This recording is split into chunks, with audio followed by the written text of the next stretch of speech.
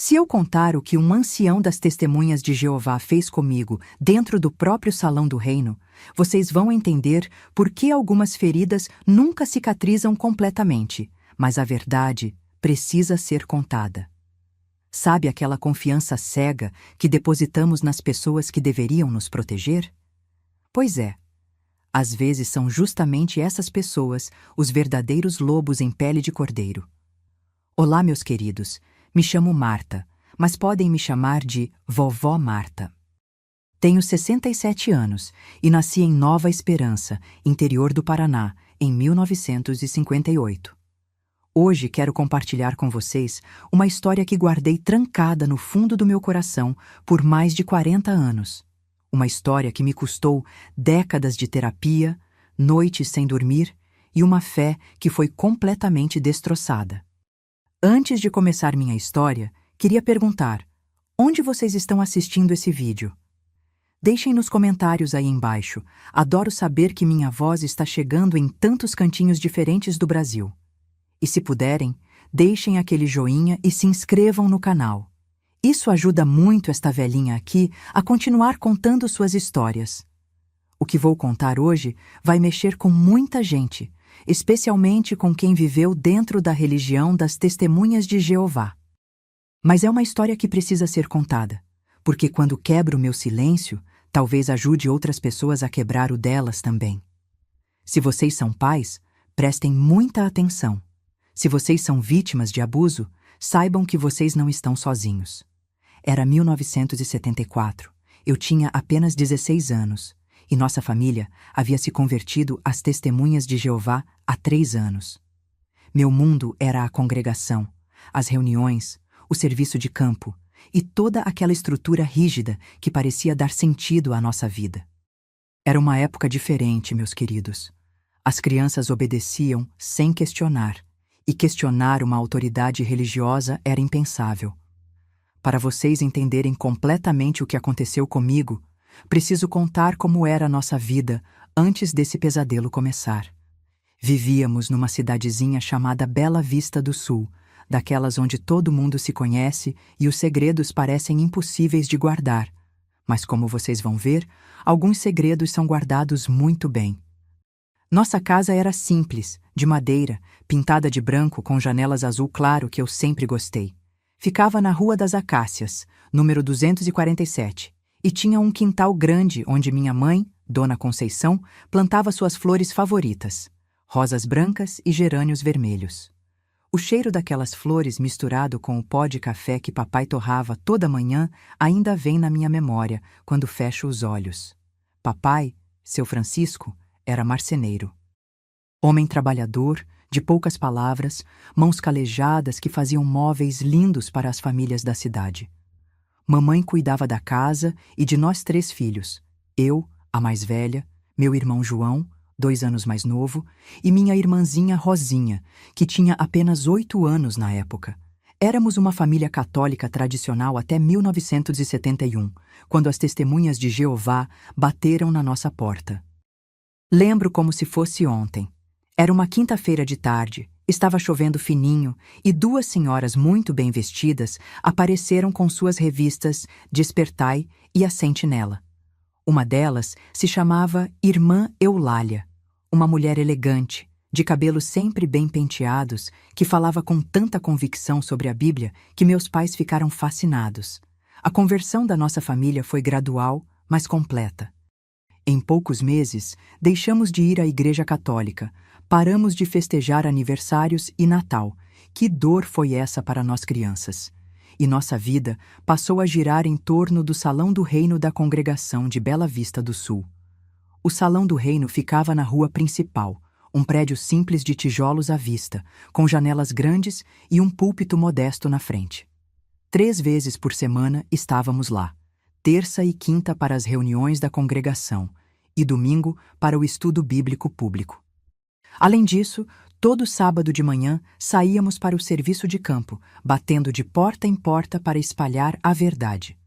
Para uma adolescente como eu, aquele mundo novo era ao mesmo tempo assustador e fascinante. Assustador porque tudo o que conhecíamos antes foi considerado mundano e perigoso. Não podíamos mais ter amigos na escola que não fossem da verdade, não podíamos namorar quem não fosse testemunha de Jeová, não podíamos nem mesmo sonhar com faculdade, porque o fim do mundo estava próximo e era melhor dedicar tempo às coisas espirituais. Mas também era fascinante porque me sentia especial, escolhida. Éramos parte do povo de Jeová, os únicos que realmente conhecíamos a verdade num mundo perdido. Essa sensação de superioridade e propósito era viciante para uma adolescente insegura como eu era. Eu levava aquilo muito a sério, meus queridos. Decorava as publicações, participava ativamente das reuniões e sonhava em ser pioneira regular, uma evangelizadora em tempo integral. Era uma jovem dedicada, obediente, que jamais questionava os ensinamentos ou a autoridade dos anciãos. E foram justamente essa obediência cega e essa confiança que tornaram tudo tão mais traumático. Porque quando você é ensinada desde criança que os anciãos são representantes diretos de Jeová na Terra, que eles são inspirados pelo Espírito Santo para liderar a congregação, você nunca imagina que um deles possa ser um predador. Nossa congregação tinha 5 anciãos, mas havia um que se destacava: o ancião Ezequiel Santos. Um homem de uns 40 e poucos anos, alto, magro, sempre muito bem vestido, com uma barba grisalha bem cuidada e uns olhos castanhos que pareciam enxergar sua alma quando ele falava. Era casado com a irmã Adelaide, uma mulher doce e submissa que nunca tinha filhos, e eram considerados um casal exemplar na nossa congregação. O irmão Ezequiel era superintendente da escola do Ministério Teocrático, nossa escola bíblica semanal, onde aprendíamos a pregar e ensinar. Ele também dava muitos dos discursos públicos aos domingos, e sua voz profunda e pausada comandava a atenção de todos. Quando ele falava, era como se Jeová mesmo estivesse falando através dele. Pelo menos era isso que todos nós acreditávamos. Ele tinha um jeito especial de se relacionar com os jovens da congregação.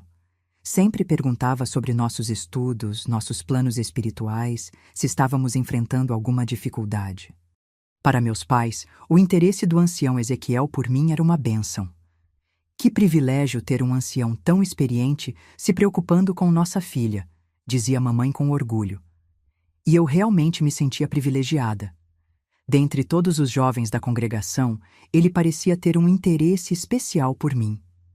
Sempre elogiava meus comentários nas reuniões, dizia que eu tinha potencial espiritual excepcional e constantemente me incentivava a me dedicar mais ao estudo da Bíblia. Nossa família tinha total confiança nele.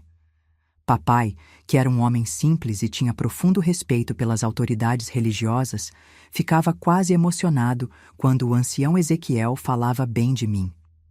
Nossa filha está sendo preparada por Jeová para grandes coisas, ele dizia para a mamãe. Era um tempo de muita inocência, meus queridos, um tempo em que as crianças não sabiam sobre predadores sexuais, não sabiam que pessoas aparentemente santas podiam esconder intenções diabólicas. Um tempo em que a palavra de um ancião era lei absoluta e questionar sua autoridade era questionar o próprio Jeová. Foi nesse contexto de confiança total, obediência cega e ingenuidade que o ancião Ezequiel começou a tecer sua teia. E eu, como uma mosca inocente, fui direto para a armadilha. Olhando para trás hoje, consigo ver claramente todos os sinais que na época pareciam apenas atenção especial de um líder espiritual dedicado. Mas aos 16 anos, eu não tinha nem ideia do que realmente estava acontecendo. O ancião Ezequiel era um manipulador experiente e começou seu plano de forma tão sutil que nem os adultos ao meu redor perceberam. Tudo começou no final de 1973, quando eu completei 15 anos. Foi quando o ancião Ezequiel começou a comentar que eu estava amadurecendo espiritualmente, muito rápido. Nas reuniões, sempre que eu fazia um comentário, ele me olhava com aprovação e depois vinha conversar comigo. Irmã Marta, ele dizia com aquela voz pausada e séria, Jeová tem grandes planos para você. Posso sentir que você tem um coração especialmente receptivo às coisas espirituais. No começo, essas conversas aconteciam sempre na presença de outros irmãos, geralmente após as reuniões, quando as famílias se reuniam na frente do salão do reino para conversar. Ele falava sobre meu progresso espiritual, sobre como eu estava desenvolvendo bons hábitos de estudo, sobre como minha participação nas reuniões estava melhorando. Meus pais ficavam radiantes com esses elogios. Papai, que tinha apenas a 4ª série e sempre se sentia inferior intelectualmente, via nesses comentários do ancião uma confirmação de que sua filha era especial. Mamãe, que dedicava toda a sua vida a criar filhos tementes a Jeová, sentia que estava sendo bem-sucedida. Gradualmente, o ancião Ezequiel começou a sugerir que eu poderia me beneficiar de estudo bíblico adicional. A irmã Marta tem potencial para ser uma grande evangelizadora, ele dizia para meus pais. Talvez ela se beneficiasse de algum estudo extra, algo mais avançado do que o material regular da congregação. A ideia de estudo bíblico individual com um ancião não era incomum. Muitos jovens da congregação recebiam atenção especial quando mostravam interesse e potencial espirituais. Era visto como um privilégio, uma oportunidade de crescimento que nem todos recebiam. Foi assim que começaram os estudos particulares. Uma vez por semana, geralmente às quintas-feiras após a reunião regular, eu ficaria no salão do reino para uma sessão de estudo extra com o ancião Ezequiel. No começo, outras pessoas estavam presentes. Às vezes outro ancião, às vezes sua esposa Adelaide, às vezes o porteiro que ficava para fechar o prédio.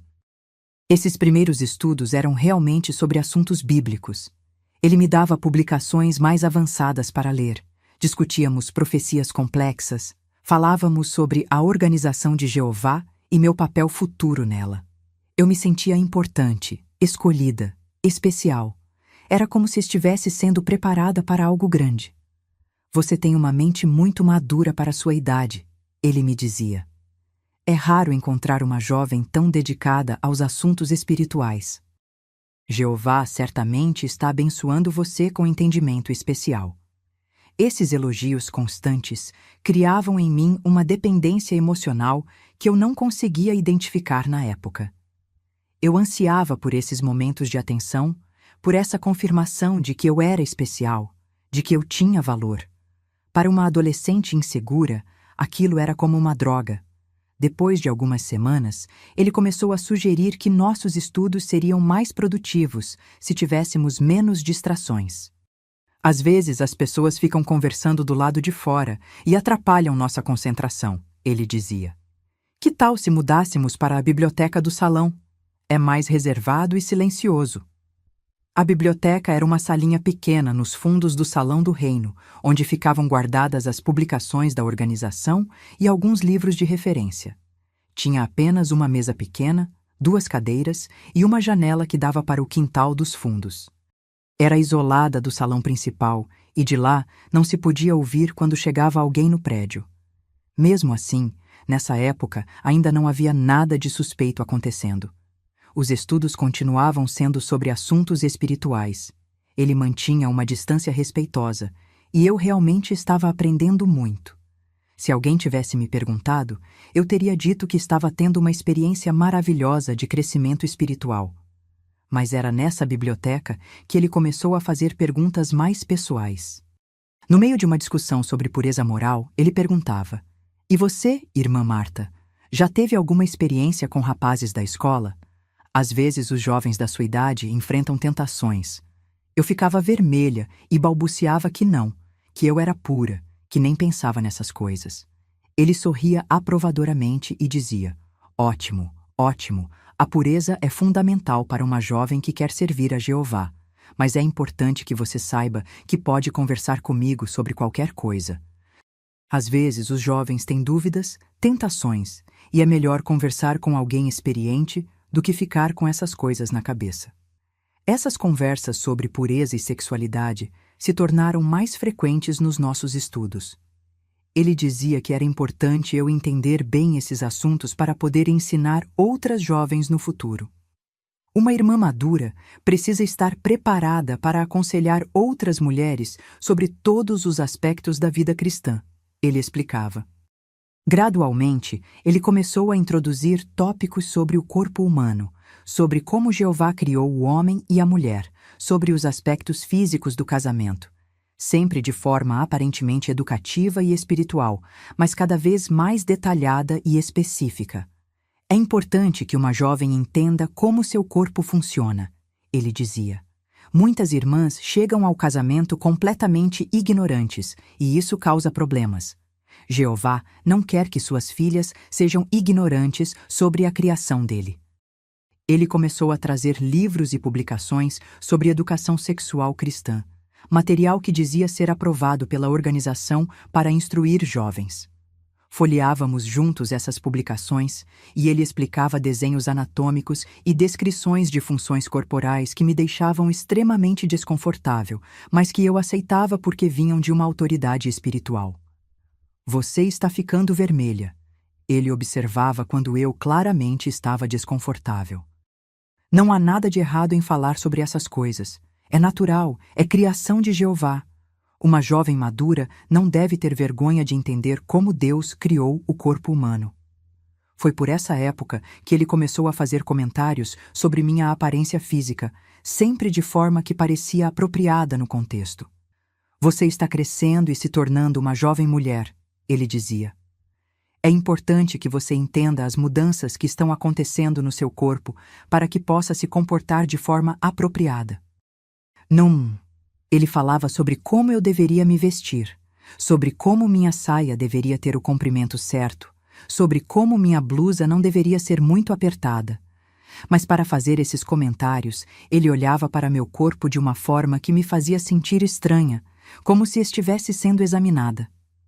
Deixe-me ver se esse comprimento está apropriado, ele dizia, olhando para minha saia. É importante manter os padrões da organização. Às vezes as jovens não percebem como certas roupas podem afetar os irmãos. Nesses momentos, eu sentia algo estranho no estômago, um desconforto que não conseguia explicar, mas imediatamente me censurava por ter esses sentimentos. Ele é um ancião, eu pensava. Ele está apenas me ajudando a entender os padrões de Jeová. Eu é que tenho uma mente suja por sentir desconforto. Era assim que ele estava condicionando minha mente, meus queridos.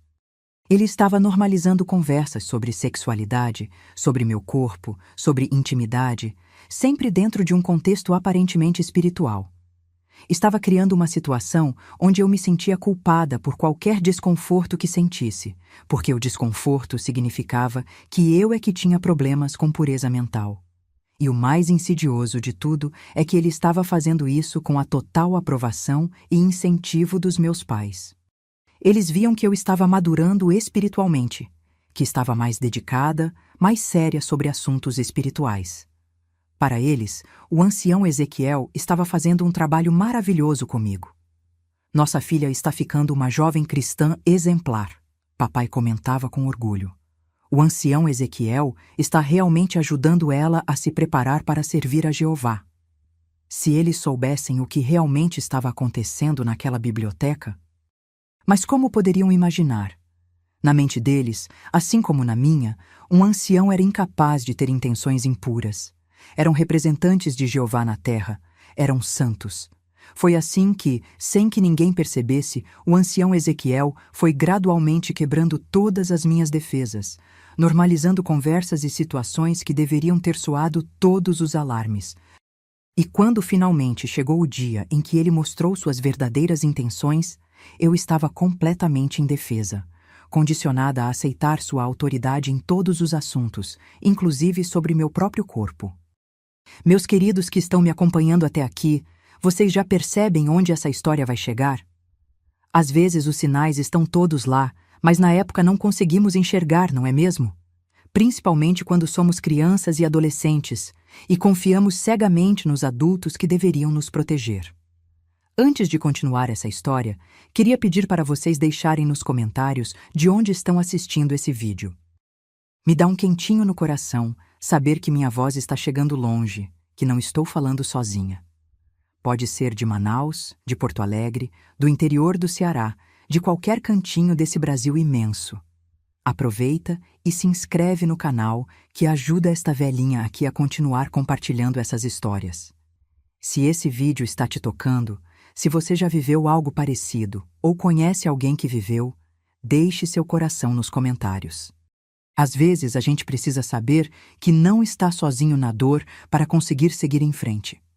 O que vou contar agora é pesado, mas precisa ser dito. Porque é assim que esses predadores agem, meus queridos. Eles vão testando seus limites, vão quebrando suas defesas aos pouquinhos, até que você não saiba mais onde está o certo e onde está o errado. Era março de 1974 e eu estava com 16 anos completos. Nossos estudos particulares já duravam cerca de 4 meses e eu havia me acostumado com aquela rotina semanal. O que antes me deixava desconfortável agora parecia normal. As conversas sobre sexualidade, os comentários sobre meu corpo, os olhares demorados, tudo isso havia se tornado parte regular dos nossos encontros. Foi numa dessas quintas-feiras que ele deu o próximo passo na sua manipulação. Estávamos estudando um artigo sobre casamento e intimidade conjugal, quando ele fechou a revista e me olhou seriamente.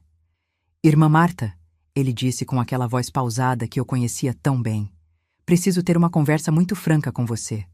Como seu conselheiro espiritual, tenho a responsabilidade de preparar você adequadamente para o futuro." Eu assenti, esperando mais uma palestra sobre pureza moral ou padrões de vestimenta. Mas o que veio depois foi completamente diferente. "Você está se tornando uma jovem mulher, e em breve vai começar a receber interesse de irmãos solteiros da congregação. É minha responsabilidade garantir que você esteja preparada para essas situações." Ele se levantou da cadeira e veio se sentar ao meu lado, algo que nunca havia feito antes. Fiquei imediatamente tensa, mas não sabia como reagir sem parecer desrespeitosa. "O problema", ele continuou, agora muito próximo de mim, "é que muitas jovens chegam ao casamento completamente ignorantes sobre intimidade. Isso causa problemas sérios no casamento, e eu não quero que isso aconteça com você." Meu coração estava acelerado e eu sentia um frio estranho na barriga. Algo estava muito errado, mas eu não conseguia processar o que era. Como ele era um ancião, minha mente automaticamente rejeitava a possibilidade de que ele tivesse intenções impuras. "Para você ser uma esposa adequada no futuro", ele disse, colocando a mão no meu ombro, "precisa entender algumas coisas práticas sobre intimidade conjugal. Não é suficiente apenas ler sobre isso nas publicações." A mão dele no meu ombro estava queimando, mas ao mesmo tempo eu estava paralisada. Parte de mim queria sair correndo, mas a parte que havia sido condicionada a obedecer autoridades me mantinha grudada na cadeira. "Eu sei que isso pode parecer estranho", ele continuou, sua voz agora mais baixa, quase um sussurro. "Mas às vezes é necessário que um irmão experiente oriente uma jovem irmã sobre essas questões práticas. É uma responsabilidade que Jeová coloca sobre os anciãos." Ele estava usando o nome de Jeová para justificar o que estava fazendo. Era a manipulação perfeita para uma jovem como eu, completamente imersa na doutrina de obediência à organização. "Posso confiar em você para manter essas orientações em segredo?" ele perguntou, sua mão agora movendo do meu ombro para o meu braço. Algumas pessoas não entenderiam a natureza espiritual dessa orientação. Elas poderiam interpretar mal as intenções. Eu consegui apenas assentir, minha voz completamente travada. Ele estava me pedindo para guardar segredo sobre algo que ainda não havia acontecido, mas que eu já sabia instintivamente que estava errado. "Muito bem", ele disse, sorrindo de uma forma que me deixou com ainda mais medo. "Vamos começar com orientações básicas sobre o corpo feminino." O que aconteceu nos próximos minutos foi uma violação da minha inocência que marcou minha vida para sempre. Ele começou a falar sobre anatomia feminina, mas não através de livros ou desenhos. Ele queria mostrar na prática. "É importante que você conheça seu próprio corpo", ele dizia, enquanto suas mãos começaram a se mover para lugares que nunca deveriam ter ido. "Uma esposa precisa entender como funciona." Eu estava completamente paralisada. Minha mente não conseguia processar o que estava acontecendo. Como um ancião, um representante de Jeová, podia estar fazendo aquilo? Devia ser normal, devia ser parte da educação que eu precisava receber. Eu é que devia estar entendendo errado. Relaxe, ele sussurrava quando percebia minha tensão. Isso é natural, é educativo, não há nada de errado nisso. É Jeová quem orienta os anciãos a preparar as jovens adequadamente. Mas meu corpo estava gritando que aquilo estava errado. Eu estava tremendo, suando frio, e sentia náusea. Toda fibra do meu ser estava rejeitando aquela situação, mesmo que minha mente condicionada não conseguisse processar completamente o que estava acontecendo. Durou talvez uns 15 minutos, mas para mim pareceu uma eternidade. Quando finalmente terminou, eu estava em estado de choque completo. Ele se comportou como se nada demais tivesse acontecido. Muito bem, ele disse, voltando para sua cadeira e reorganizando os livros na mesa. Essa foi a primeira orientação. Nas próximas semanas vamos continuar com outras lições práticas que você precisa aprender. Outras lições? Meu estômago se revirou. Ia haver outras vezes? Lembre-se, ele disse, me olhando fixamente. Isso fica entre nós. É uma orientação espiritual especial que nem todas as jovens recebem. Você foi escolhida para receber essa preparação por causa do seu potencial espiritual excepcional. Ele estava transformando aquele abuso numa honra, numa bênção especial. Era a manipulação psicológica perfeita. Se você contar para alguém, ele continuou, sua voz agora mais séria, as pessoas vão interpretar mal. Elas não vão entender que isso é orientação espiritual.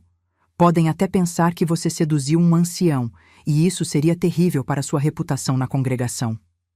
Aquelas palavras foram como um soco no estômago. Ele estava me ameaçando indiretamente, dizendo que se eu contasse, eu é que seria culpada. Numa organização onde a reputação espiritual era tudo, onde ser expulso significava perder família e amigos, essa ameaça era mais poderosa que qualquer violência física. Você entende a importância do sigilo? Ele perguntou.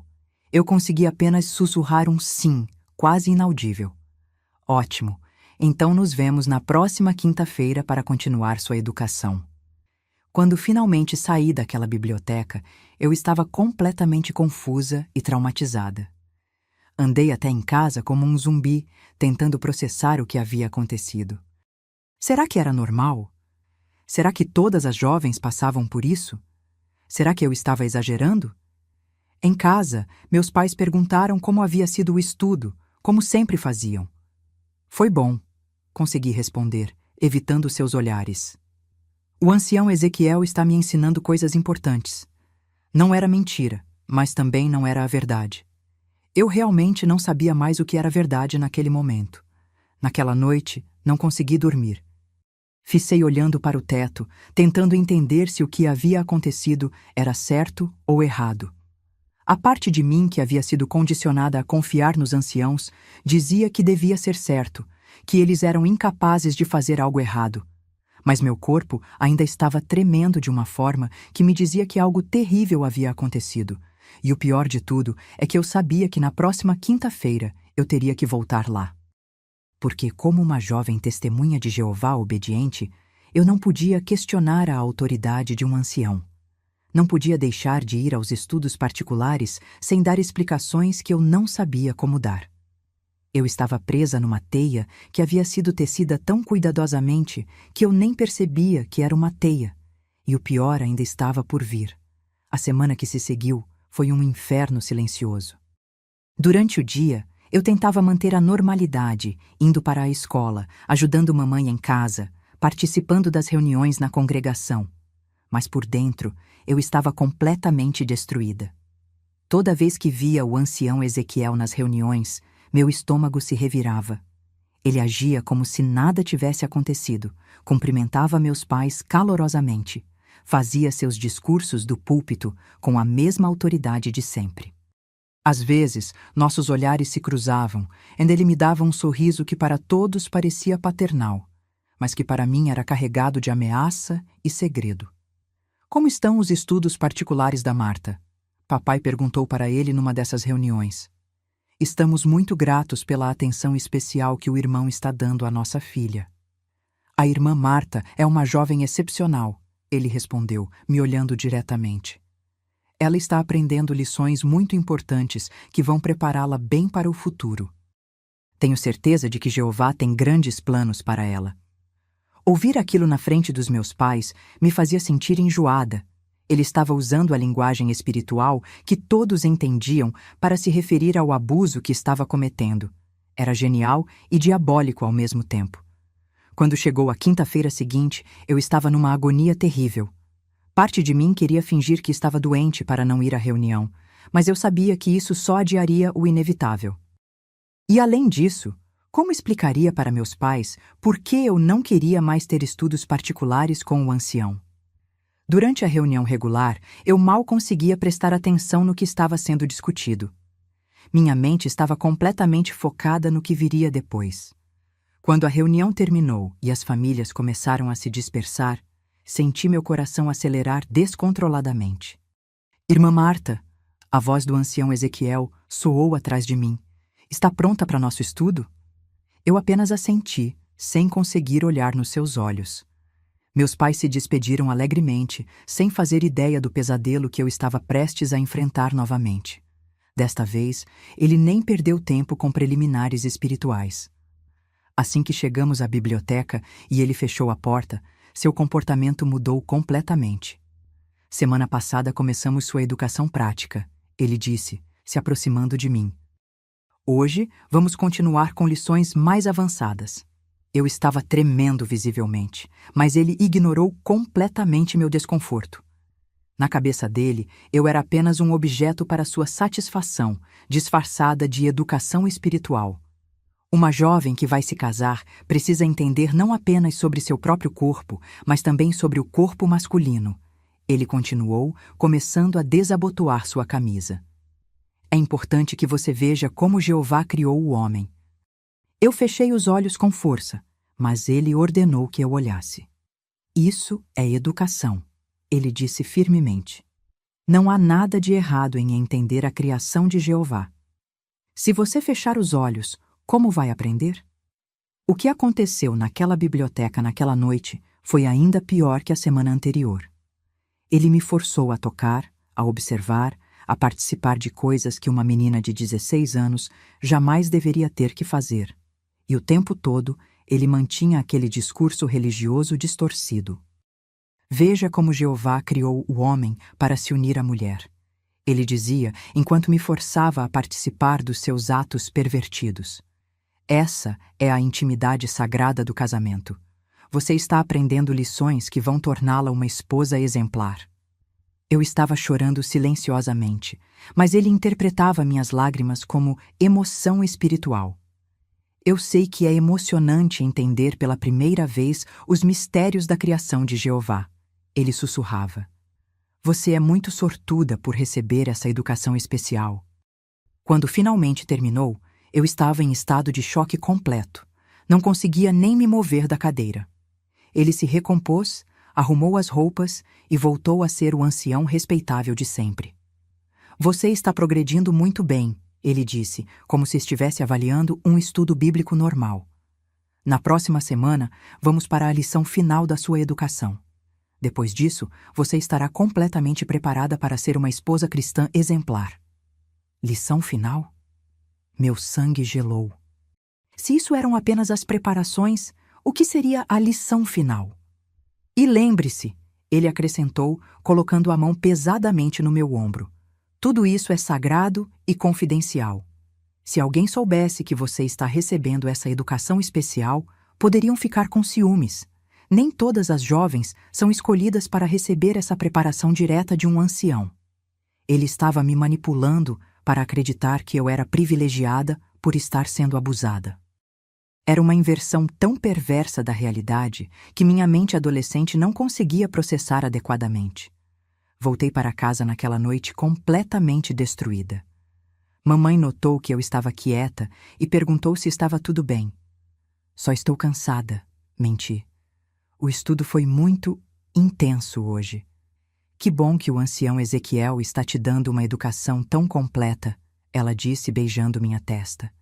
Você vai ser uma jovem cristã exemplar. Se ela soubesse que tipo de educação eu estava recebendo, as 2 semanas seguintes foram ainda piores. Ele havia estabelecido um padrão, e a cada encontro o abuso ficava mais intenso, mais explícito, mais traumático. E sempre com aquele discurso religioso distorcido, sempre me convencendo de que aquilo era normal, necessário, sagrado. Ele começou a trazer coisas de casa dele, revistas, fotos, objetos, que usava para ilustrar suas lições. Material pornográfico que ele dizia ser educativo para futuras esposas. Eu estava sendo exposta a coisas que destruíam completamente minha inocência e minha compreensão saudável sobre intimidade. Olhe bem isso, ele dizia, mostrando imagens explícitas. Assim que casais cristãos maduros se relacionam. Isso é o que Jeová espera de uma esposa dedicada. Eu estava sendo condicionada a acreditar que aqueles atos pervertidos eram não apenas normais, mas esperados de uma cristã dedicada. Era uma lavagem cerebral completa sobre sexualidade e relacionamentos, e o mais terrível é que ele estava me preparando para algo ainda pior. Todas essas lições eram apenas preparação para o que ele realmente queria fazer comigo. Foi na 1ª semana de abril que ele anunciou que chegara a hora da lição final. Você progrediu muito bem nas suas lições teóricas e práticas, ele disse naquela quinta-feira fatídica. Agora chegou a hora de você receber a lição mais importante de todas. Meu corpo inteiro estava tremendo. Eu sabia instintivamente que aquela seria a noite em que ele finalmente faria comigo o que havia estado planejando durante todos esses meses. A lição final é sobre a união completa entre homem e mulher, ele disse, trancando a porta da biblioteca. É sobre como uma esposa se entrega completamente ao marido, como manda a Bíblia. Ele havia trazido uma manta, que estendeu no chão da biblioteca. A visão daquela manta me fez entrar em pânico completo. Não, consegui sussurrar pela primeira vez. Eu não quero. Isso não está certo. Claro que está certo, ele disse firmemente. Isso é educação. Você precisa experimentar pelo menos uma vez para entender completamente como funciona. Como vai ser uma boa esposa se nunca teve a experiência? Mas eu não sou casada, eu consegui dizer, minha voz tremendo. Por isso mesmo é educação, ele respondeu se aproximando de mim. É melhor aprender com alguém experiente e espiritual do que descobrir sozinha e talvez fazer algo errado. Ele estava usando a lógica religiosa distorcida para justificar estupro. Era diabólico. Se você não aprender isso agora, ele continuou, pode decepcionar seu futuro marido. Pode até fazer com que ele se desvie para outras mulheres. Você quer ser responsável por destruir um casamento cristão?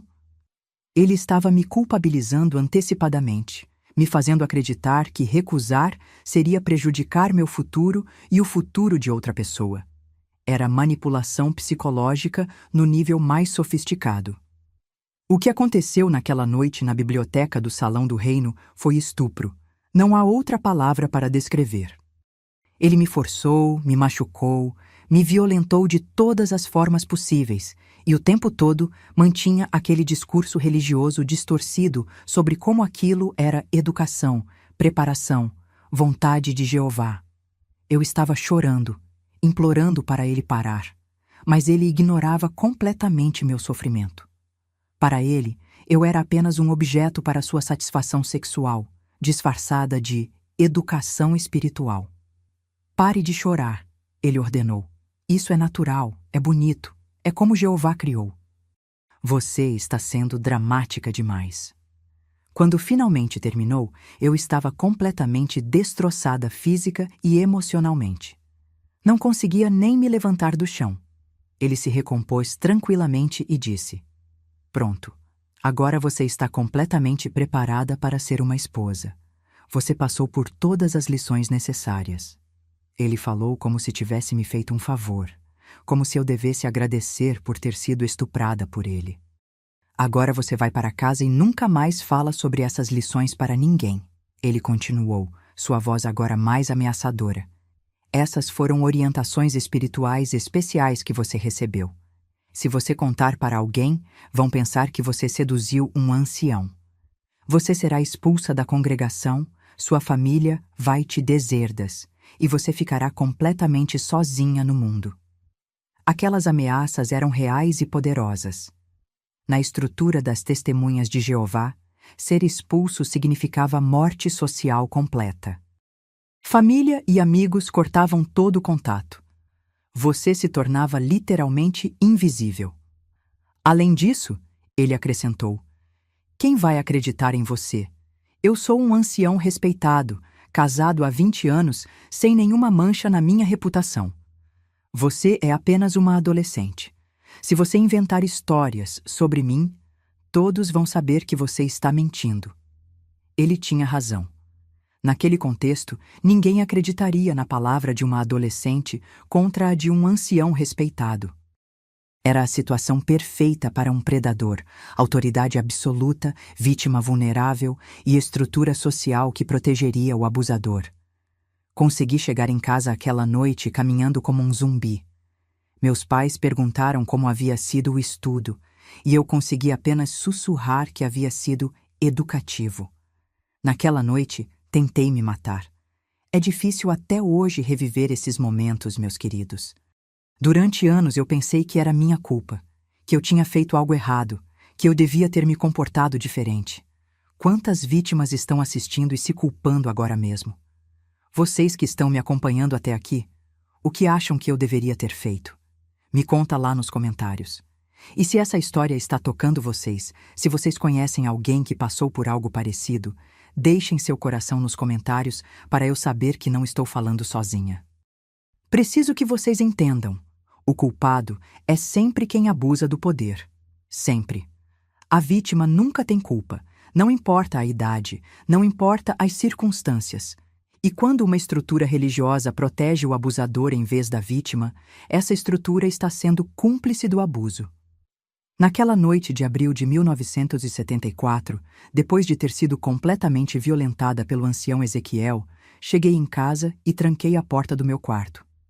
Meus pais já estavam dormindo, e a casa estava silenciosa. Mas dentro de mim havia um grito que nunca mais parou de ecoar. Fui até o espelho do meu penteadeira e olhei para meu reflexo. Era a mesma menina de sempre, mas ao mesmo tempo era alguém completamente diferente. Algo havia sido quebrado dentro de mim naquela noite que nunca mais seria reparado. Eu estava sangrando, estava machucada, mas a dor física era nada comparada à destruição emocional. Minha mente não conseguia processar o que havia acontecido. Como um representante de Jeová podia ter feito aquilo comigo? Como algo tão terrível podia ter acontecido no próprio salão do reino? Peguei uma gilete que usava para apontar lápis e fiquei olhando para ela por um longo tempo. Seria tão fácil acabar com tudo. Não precisaria mais carregar aquele peso, aquela confusão, aquela dor. Mas quando encostei a lâmina no pulso, pensei nos meus pais. Eles não mereciam perder a filha sem nem saber por quê. E além disso, se eu me matasse, o ancião Ezequiel continuaria livre para fazer a mesma coisa com outras meninas. Passei a noite inteira acordada, chorando em silêncio, tentando entender o que havia acontecido comigo. Seria que todas as meninas da congregação passavam por isso? Seria que era realmente normal e eu é que estava exagerando? Na manhã seguinte, era sexta-feira, e eu tinha que ir para a escola. Tentei agir normalmente, mas estava completamente ausente. Não conseguia me concentrar nas aulas, não conseguia conversar com ninguém. Estava presente fisicamente, mas mentalmente estava perdida num buraco negro. Uma das minhas professoras, Dona Marina, notou que algo estava errado e me chamou depois da aula. Marta, você está bem? Ela perguntou com gentileza. Você parece muito abatida hoje. Por um momento, pensei em contar tudo para ela. Mas então lembrei das palavras do ancião Ezequiel. Se você contar para alguém, vão pensar que você seduziu um ancião. E além disso, Dona Marina não era testemunha de Jeová. Como ela poderia entender a estrutura da nossa religião? Estou só cansada, menti. Estudei até tarde ontem. No sábado de manhã, tínhamos serviço de campo. Nosso trabalho de pregação de porta em porta. Era a primeira vez que eu veria o ancião Ezequiel depois do que havia acontecido. Meu estômago estava embrulhado de nervosismo. Quando chegamos ao ponto de encontro, ele estava lá, conversando alegremente com outros irmãos como se nada tivesse acontecido. Quando me viu, veio cumprimentar minha família. Como está nossa jovem estudiosa? Ele perguntou para meus pais, pousando a mão no meu ombro. Espero que tenha absorvido bem as lições desta semana. O toque dele na meu ombro me fez embrulhar o estômago. Consegui apenas assentir, evitando olhar nos seus olhos. O ancião Ezequiel tem feito um trabalho maravilhoso com nossa filha, papai comentou. Ela está muito mais madura espiritualmente. Se ele soubesse de que tipo de maturidade papai estava falando.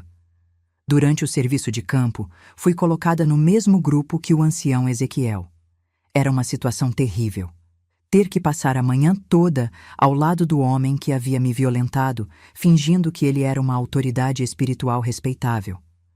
Em uma das casas onde paramos, ele até fez uma apresentação sobre proteção da família cristã e valores morais.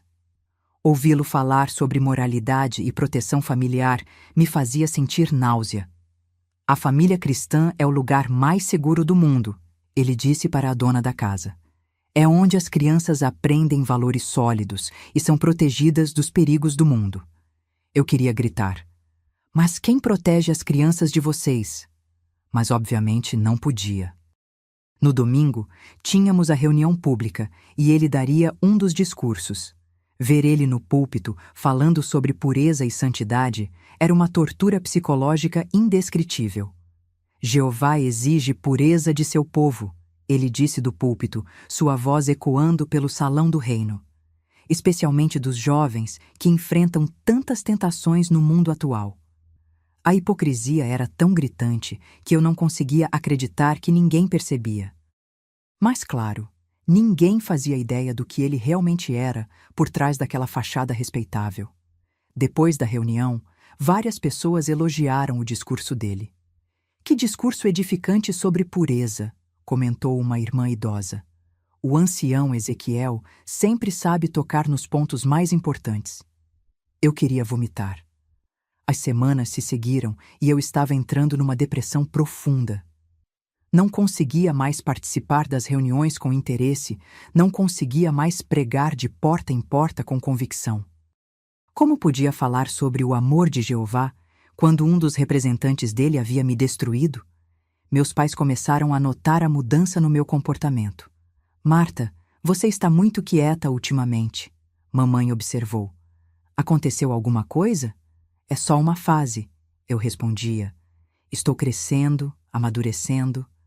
Ironicamente, era verdade.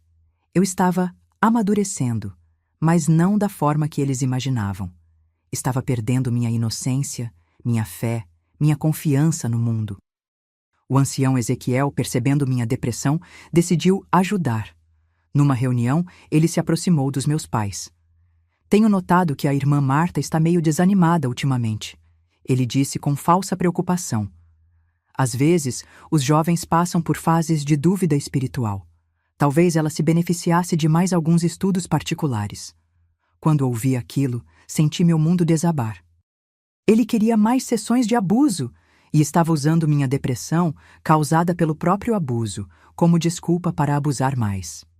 Seria maravilhoso, papai respondeu. Se o irmão tem tempo para continuar ajudando nossa filha... É claro, ele respondeu, me olhando com aquele sorriso que agora eu sabia ser diabólico. É minha responsabilidade como ancião cuidar dos jovens da congregação. Naquela noite em casa, meus pais me comunicaram que os estudos particulares recomeçariam na próxima semana. Não, eu disse pela primeira vez, minha voz tremendo. Eu não quero mais estudos particulares. Meus pais ficaram chocados. Nunca havia me recusado a participar de atividades espirituais.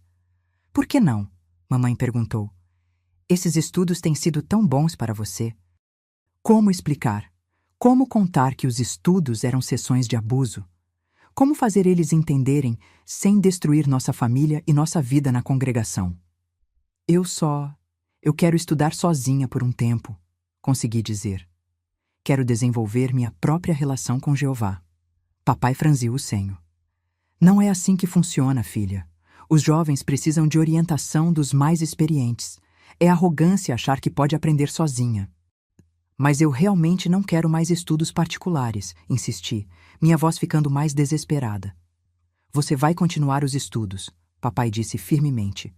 O ancião Ezequiel está se dedicando a você por bondade. Seria desrespeitoso recusar. Eu estava encurralada. Não podia contar a verdade, mas também não podia continuar sendo abusada. Era uma situação impossível. Se você não quer mais estudos particulares, mamãe disse, talvez seja porque está desenvolvendo orgulho espiritual. Isso é perigoso, Marta. O orgulho vem antes da queda. Eles estavam interpretando minha recusa como defeito espiritual.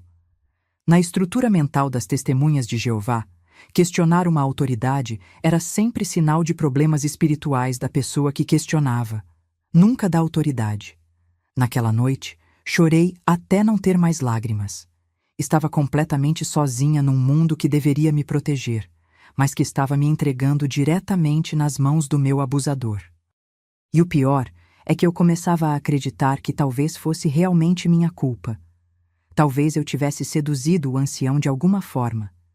Talvez eu fosse uma jovem pervertida que havia corrompido um homem santo. Essa culpa irracional, mas compreensível numa vítima de abuso, começava a me consumir por dentro. Foi assim que voltei para aquela biblioteca na quinta-feira seguinte, carregando não apenas o trauma do abuso, mas também a culpa de acreditar que eu era a responsável por tudo aquilo. As sessões de abuso recomeçaram e se tornaram ainda piores. O ancião Ezequiel havia percebido que eu estava completamente quebrada, que não ofereceria mais resistência, e isso o deixou ainda mais ousado. Você aprendeu bem as lições, ele dizia enquanto abusava de mim. Agora está se comportando como uma verdadeira cristã submissa. Isso é muito bom. Ele estava interpretando minha resignação traumatizada como melhora espiritual. Era a distorção mais doentia possível.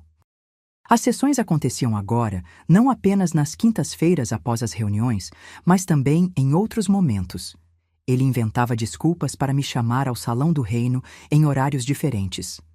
Preciso que você me ajude a organizar as publicações da biblioteca, ele dizia para meus pais.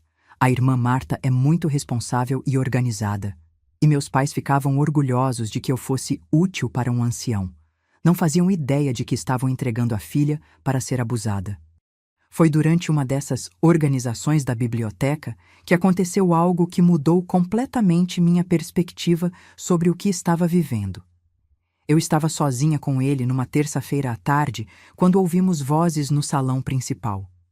Ele imediatamente parou o que estava fazendo e foi espiar pela fresta da porta. É a irmã Benedita com a filha, ele sussurrou. Deve ter vindo buscar algumas publicações. A irmã Benedita era uma viúva da nossa congregação que tinha uma filha de 14 anos chamada Lucia. Uma menina doce, tímida, que sempre me lembrava de mim mesma alguns anos antes.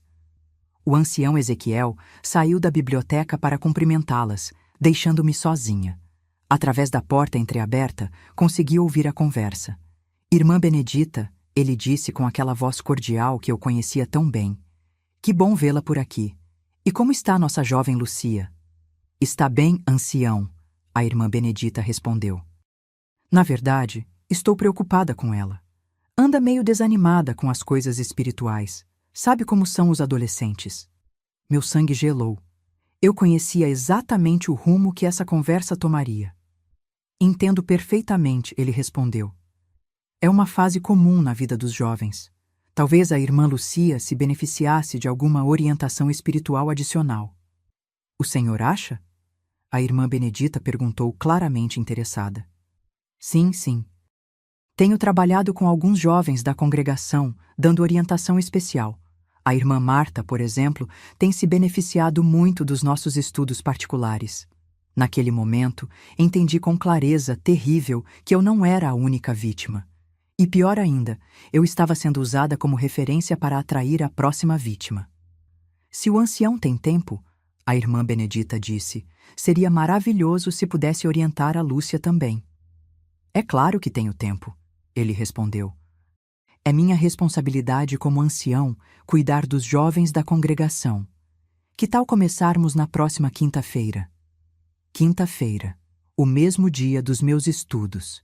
Meu estômago se revirou ao perceber que ele estava planejando abusar de Lucia, no mesmo dia que abusava de mim. Lucia, ele se dirigiu diretamente à menina. Você gostaria de ter alguns estudos particulares para aprofundar seu conhecimento bíblico? Sim, ancião. Ela respondeu com aquela voz tímida que me partiu o coração. Eu gostaria muito. Ela não fazia ideia do que estava concordando. Assim como eu não fazia quando tudo começou. Depois que elas foram embora, o ancião voltou para a biblioteca com um sorriso satisfeito. Você ouviu? Ele perguntou. Vamos ter uma nova estudante. A irmã Lucia parece ser uma jovem muito promissora. A forma como ele disse promissora me fez sentir náusea. Eu sabia exatamente o que aquilo significava. Vocês duas podem até estudar juntas às vezes, ele continuou. Seria bom você compartilhar com ela algumas das lições que aprendeu. A ideia de participar do abuso de outra menina me horrorizou completamente. Não, consegui dizer. Eu não quero... Você não quer o quê? Ele perguntou, sua voz ficando mais dura. Eu não quero estudar com ela, consegui sussurrar. Ah, entendo, ele disse com um sorriso cruel. Você está com ciúmes, não quer dividir a atenção especial que recebe. Não era ciúmes, era desespero. Era a única proteção que eu podia tentar oferecer para Lucia. Manter os abusos separados para que pelo menos ela não passasse pela humilhação adicional de ser abusada na minha presença. Está bem, ele concordou. Vocês terão estudos separados, pelo menos por enquanto. Na quinta-feira seguinte, quando cheguei para meu estudo, vi Lúcia saindo da biblioteca. Ela estava com o mesmo olhar confuso e desconfortável que eu devia ter tido nas primeiras sessões. Como foi o estudo? Perguntei, tentando parecer casual. Foi... diferente, ela respondeu, evitando meus olhos. O ancião Ezequiel ensina coisas muito avançadas. Meu coração se partiu. Eu sabia exatamente o que ela queria dizer com diferente e avançado. O processo estava começando com ela da mesma forma que havia começado comigo. Nas semanas seguintes, comecei a observar Lucia nas reuniões. Ela estava passando pela mesma transformação que eu havia passado. Mais quieta, mais retraída, com aquele olhar perdido de quem está carregando um peso que não consegue entender nem compartilhar. Um dia, depois de uma reunião, consegui ficar sozinha com ela por alguns minutos. Lucia, eu disse cuidadosamente, como estão seus estudos particulares? Ela ficou vermelha e baixou os olhos. Estão bem. Você se sente confortável com tudo que está aprendendo? Perguntei, tentando dar a ela a oportunidade de falar que eu nunca havia tido. Ela me olhou nos olhos por um momento e vi naquele olhar a mesma confusão e medo que eu sentia. Às vezes é um pouco estranho, ela admitiu. Mas o ancião diz que é educação necessária. Eram as mesmas palavras que eu havia ouvido. A mesma manipulação, a mesma justificativa. Lucia, eu disse, minha voz tremendo. Se alguma vez você se sentir desconfortável com alguma coisa, você pode conversar comigo, está bem? Ela assentiu, mas eu sabia que ela não conseguiria falar. Assim como eu não conseguia. O medo, a vergonha, a manipulação psicológica eram poderosos demais. Foi nesse momento que tomei uma decisão que mudaria minha vida para sempre. Eu não podia salvar a mim mesma. Estava muito quebrada, muito manipulada, muito aterrorizada. Mas talvez pudesse salvar Lucia. Talvez pudesse quebrar o ciclo antes que outra menina fosse completamente destruída como eu havia sido. Mas para isso, eu teria que fazer a coisa mais assustadora do mundo: contar a verdade. Nesse momento da minha vida, eu realmente não sabia se conseguiria seguir em frente. Ver outra menina passando pelo mesmo inferno que eu estava vivendo me fez perceber que o silêncio não era apenas minha prisão. Era também a prisão dela e de todas as outras meninas que viessem depois. Meus queridos, vocês já sentiram esse peso de carregar um segredo que está destruindo não só você, mas que pode destruir outras pessoas também? É uma dor que não tem tamanho. Deixe seu coração nos comentários se esse relato está tocando você. A pergunta que não quer calar é: até quando ficamos calados para proteger quem na verdade deveria estar protegendo a gente? A decisão de contar a verdade não veio de uma vez. Foi um processo doloroso que durou várias semanas, durante as quais eu observava Lucia definhar da mesma forma que eu havia definido. Ela estava perdendo peso, ficando cada vez mais retraída, e eu via nela o mesmo padrão de comportamento que eu havia desenvolvido. O medo de ir às reuniões, mas também o medo de não ir. A obediência automática misturada com um desespero silencioso. Um dia, depois de uma reunião em que tanto eu quanto Lucia tivemos nossos estudos particulares, nos encontramos no banheiro do Salão do Reino. Estávamos sozinhas e ela estava chorando baixinho. Lucia, eu disse suavemente, o que está acontecendo? Eu não sei, ela sussurrou. Eu não entendo. O ancião diz que é educação, que é normal, mas eu me sinto tão suja. Aquela palavra, suja, foi como um soco no meu estômago. Era exatamente como eu me sentia. O que ele está fazendo com você? Perguntei, minha voz tremendo. Ela me olhou com medo. Você não vai contar para ninguém, vai? Não vou, prometi. Mas me conta o que está acontecendo. Entre soluços, ela me contou. Era exatamente o mesmo padrão. As conversas sobre pureza, os toques inapropriados disfarçados de educação, a manipulação psicológica usando linguagem espiritual, as ameaças veladas sobre manter segredo. Ele disse que se eu contar para alguém, vão pensar que eu seduzi ele. Ela sussurrou. E que mamãe ficaria envergonhada de mim. Eram as mesmas ameaças que ele havia usado comigo. O mesmo roteiro diabólico. Lucia, eu disse pegando suas mãos, o que ele está fazendo não é educação. É errado, muito errado. Mas ele é um ancião, ela protestou. Como pode estar errado? Era a mesma confusão que eu havia sentido. Como questionar alguém que supostamente representava Deus na Terra? Anciãos são humanos, eu disse, as palavras saindo da minha boca pela primeira vez. Eles podem fazer coisas erradas também. Naquele momento, falando com Lucia, eu estava começando a entender a verdade que havia sido escondida de mim. A autoridade religiosa não torna ninguém incapaz de fazer o mal. Na verdade, às vezes torna o mal ainda mais fácil, porque oferece a proteção da confiança cega. O que a gente pode fazer? Ela perguntou, e eu vi no rosto dela a mesma sensação de impotência que me consumia há meses. Eu não sei ainda, admiti. Mas a gente precisa fazer alguma coisa, se não por nós, pelas próximas meninas. Saímos do banheiro com um acordo silencioso. Éramos aliadas agora, não mais vítimas isoladas. Isso me dava uma força que eu não sabia que possuía. Nas semanas seguintes, comecei a prestar atenção em outras jovens da congregação. Havia sinais que eu nunca havia notado antes. A Sandra, de 17 anos, que de repente havia ficado muito quieta e retraída após começar a receber orientação especial do ancião Ezequiel no ano anterior. A Patrícia, que havia saído da congregação abruptamente aos 18 anos, causando escândalo entre as famílias.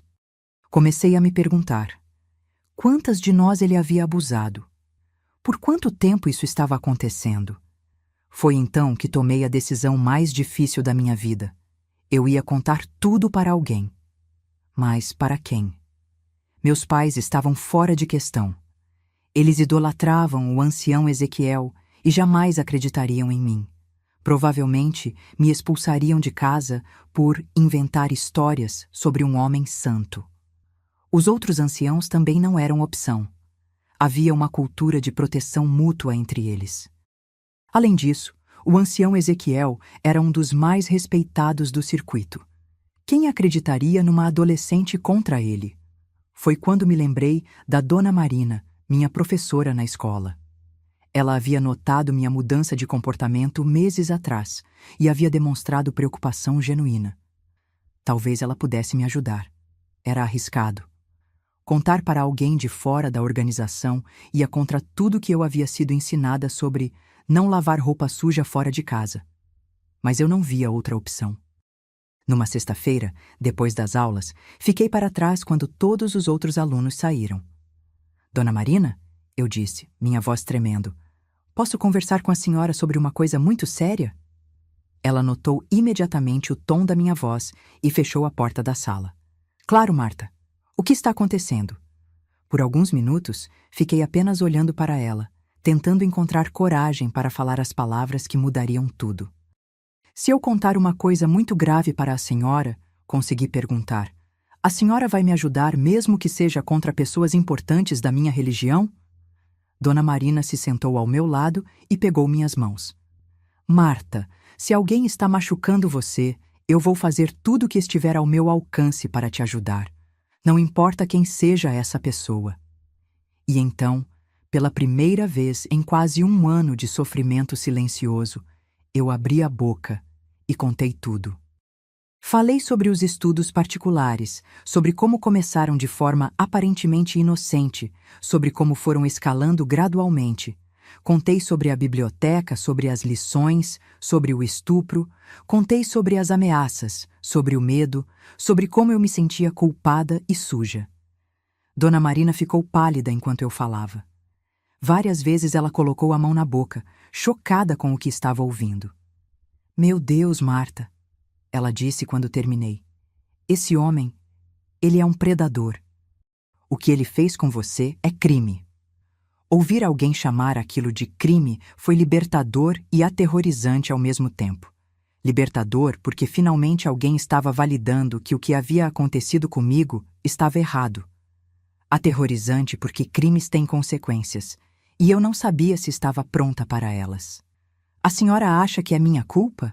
Perguntei, a pergunta que me atormentava há meses. Marta, ela disse firmemente, nada disso é sua culpa. Você era uma criança. Ele era um adulto em posição de autoridade. Ele manipulou você, abusou da sua confiança e te machucou das piores formas possíveis. A culpa é 100% dele. Aquelas palavras foram como um bálsamo numa ferida que estava infectada há meses. Pela primeira vez desde que tudo começou, eu não me senti culpada. O que eu faço agora? Perguntei. Primeiro, você precisa de ajuda psicológica, ela disse. Eu conheço uma psicóloga que trabalha com vítimas de abuso. Ela vai te ajudar a processar tudo isso. E depois? Depois, se você quiser, podemos denunciar esse homem. O que ele fez é crime, e ele precisa ser responsabilizado. Não só pelo que fez com você, mas para proteger outras meninas. A menção a outras meninas me fez lembrar da Lucia. Dona Marina, eu disse, tem outra menina. Ele está fazendo a mesma coisa com ela agora. O rosto dela ficou ainda mais sério. Então não podemos perder tempo. Cada dia que passa, ele pode estar abusando dela. Naquele momento, entendi que minha decisão de quebrar o silêncio não era mais só sobre mim. Era sobre Lúcia, sobre a Sandra, sobre a Patrícia, sobre todas as meninas que ele já havia machucado e todas as que ele ainda poderia machucar. Eu quero denunciar, disse com uma determinação que não sabia que possuía. Eu quero que ele pague pelo que fez. Dona Marina sorriu pela primeira vez desde que comecei a contar minha história. Você é muito corajosa, Marta. Quebrar o silêncio é a coisa mais difícil que uma vítima pode fazer, mas também é a mais importante. Naquele dia, saí da escola com um sentimento que não experimentava há meses. Esperança. Esperança de que a verdade pudesse vir à tona, de que a justiça pudesse ser feita, de que outras meninas pudessem ser protegidas. Não fazia ideia da batalha que estava por vir. Dona Marina não perdeu tempo. No mesmo dia em que contei tudo para ela, ela me levou para conversar com a diretora da escola, que imediatamente acionou o conselho tutelar e a delegacia da mulher. Foi a primeira vez na minha vida que entrei numa delegacia. O lugar me intimidava, mas a delegada, doutora Carmen, foi muito gentil comigo. Marta, ela disse depois que contei toda a história novamente. O que esse homem fez com você são crimes gravíssimos: estupro de vulnerável, abuso de autoridade, constrangimento ilegal. Ele pode pegar muitos anos de prisão. Ouvir aquelas palavras legais, estupro, abuso, crimes, aplicadas ao que havia acontecido comigo, foi impactante. Durante tanto tempo, eu havia internalizado a versão do ancião Ezequiel, de que aquilo era educação ou orientação espiritual. Agora estava sendo chamado pelo que realmente era: crime. Você tem certeza de que quer seguir com a denúncia? Ela perguntou. Vai ser um processo difícil. Você vai ter que repetir sua história várias vezes e a defesa dele vai tentar desacreditar você. Tenho certeza, respondi.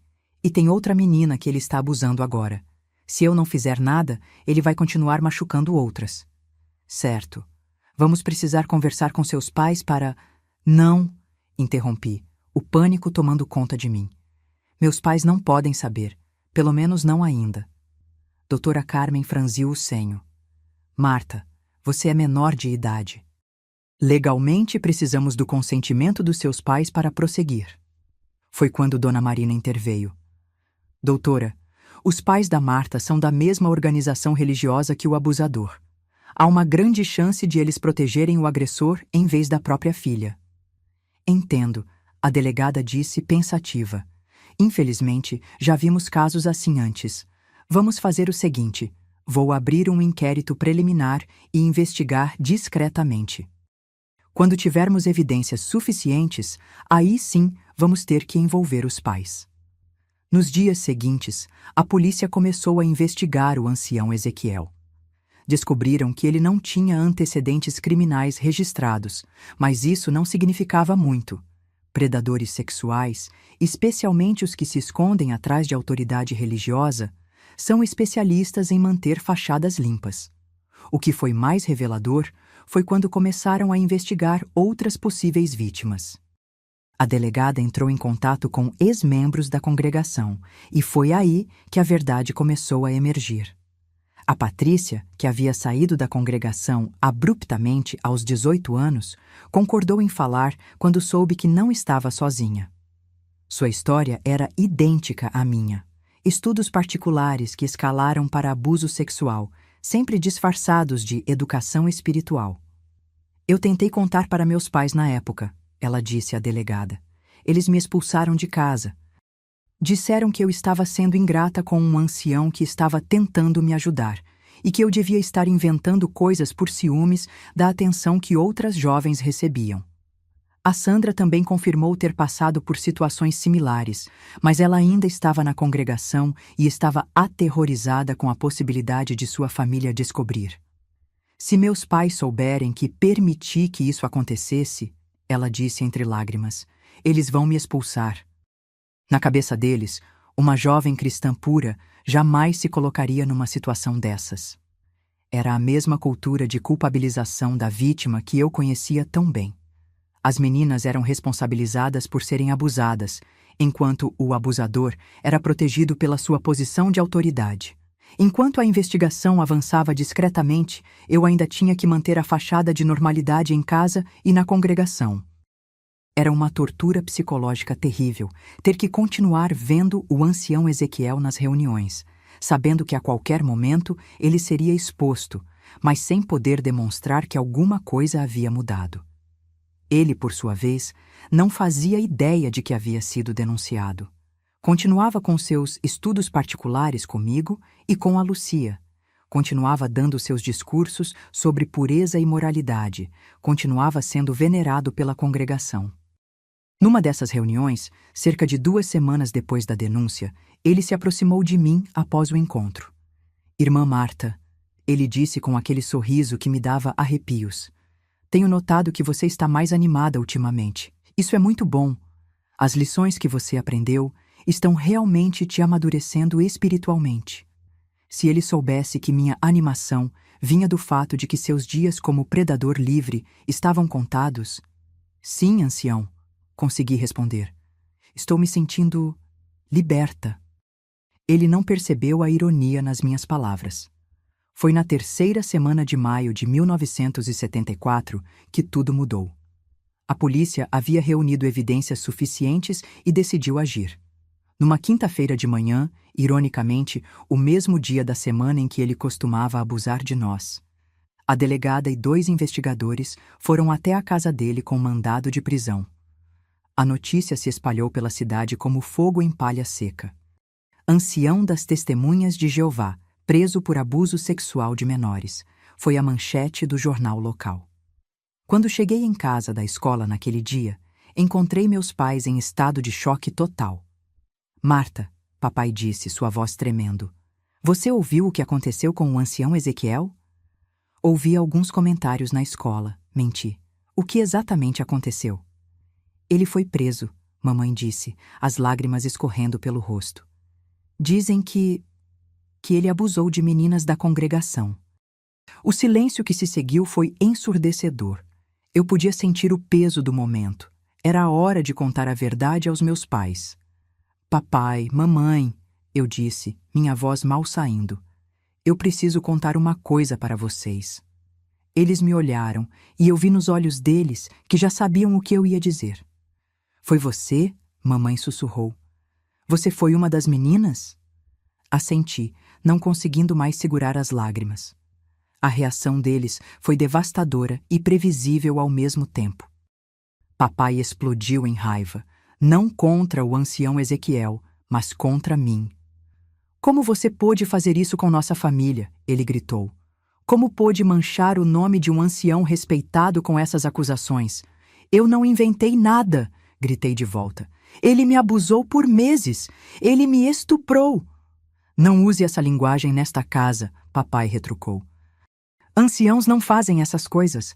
Você deve ter se comportado de forma inadequada e depois inventou essa história para se livrar da culpa.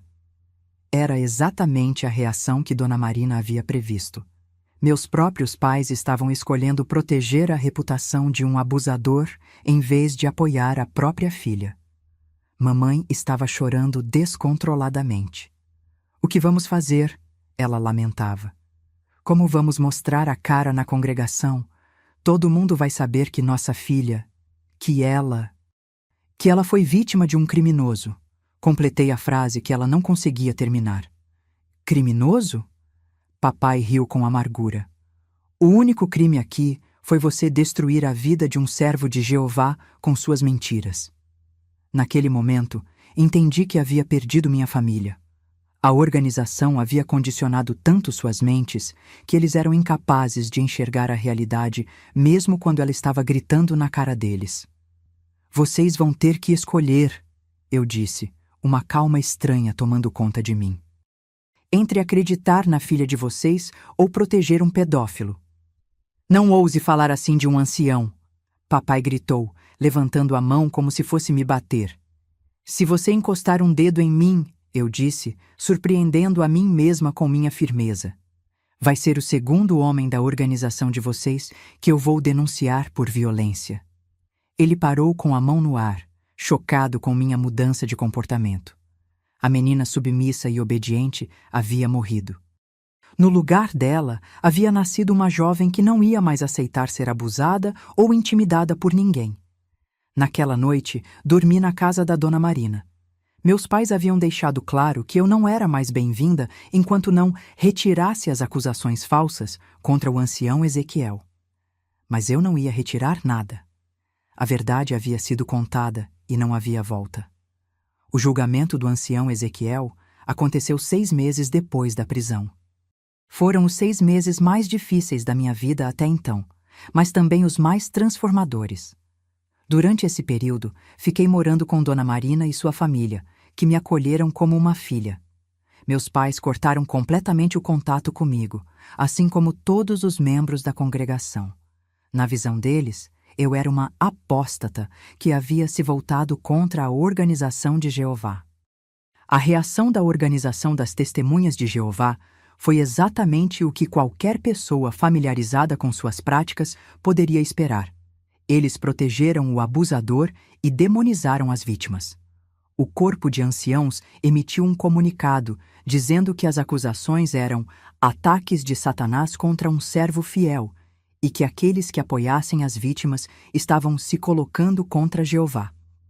Eles até sugeriram que eu havia sido influenciada por pessoas mundanas, referindo-se a Dona Marina, a inventar histórias contra o ancião. Mas a justiça humana, diferentemente da justiça da organização, estava interessada em fatos, não em proteção de reputações. Durante a investigação, mais vítimas encontraram coragem para falar. No total, 5 meninas entre 13 e 17 anos testemunharam contra ele. Todas contaram histórias praticamente idênticas. O mesmo padrão de aliciamento, a mesma manipulação psicológica, os mesmos abusos disfarçados de educação espiritual. A Lucia, que inicialmente estava aterrorizada demais para falar, finalmente encontrou coragem quando soube que não estava sozinha. Sua mãe, a irmã Benedita, foi uma das poucas da congregação que apoiou a filha em vez de proteger o abusador. Prefiro perder minha posição na congregação a perder minha filha, ela disse corajosamente. O dia do julgamento foi surreal. Eu estava no tribunal, cara a cara com o homem que havia destruído minha adolescência. Mas agora ele não tinha mais poder sobre mim. Estava algemado, vestindo um uniforme de presidiário, sem a gravata e terno que costumava usar para impressionar a congregação. Quando chegou minha vez de depor, olhei diretamente nos olhos dele e contei toda a verdade. Falei sobre os estudos particulares, sobre a manipulação gradual, sobre os abusos, sobre o estupro, sobre as ameaças. Pela primeira vez, vi medo nos olhos dele. Não o medo fingido e manipulativo que ele usava para controlar suas vítimas, mas medo real de ser responsabilizado por seus crimes. Seu advogado tentou desacreditar meu testemunho, sugerindo que eu era uma adolescente problemática que havia seduzido o ancião e depois inventado a história de abuso para se livrar da culpa. Doutora Marta, o advogado disse, eu já tinha 17 anos então. Não é verdade que você teve comportamento inadequado com meu cliente? Sim, respondi calmamente. Meu comportamento inadequado foi confiar em um predador sexual. A resposta causou um murmúrio no tribunal. O juiz pediu silêncio. Não é verdade que você seduziu meu cliente? O advogado insistiu. Senhor, eu disse, olhando diretamente para o júri. Eu tinha 15 anos quando começou. Ele tinha 43.